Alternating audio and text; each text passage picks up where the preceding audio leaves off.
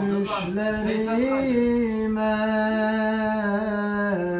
gel ey efendi, yanar yüreğim gel ey efendi,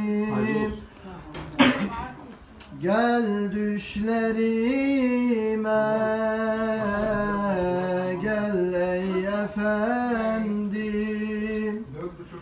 yanar yüreğim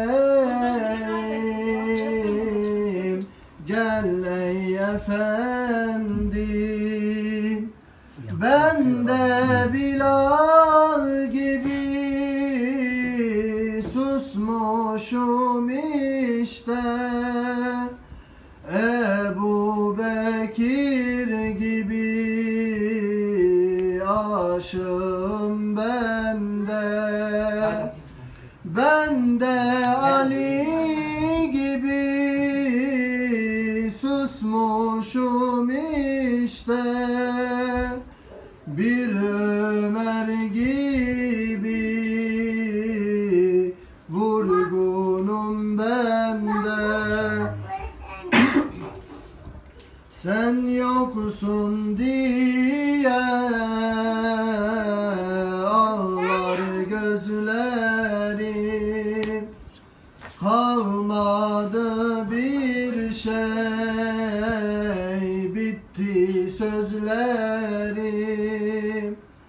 Lal olmuş dilim, gittim eridim. Gel ey efendim, yolun gözlerim.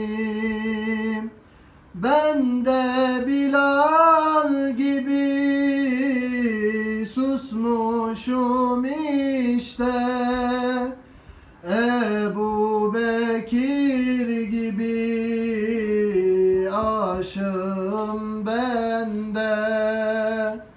Ben de Ali gibi susmuşum işte,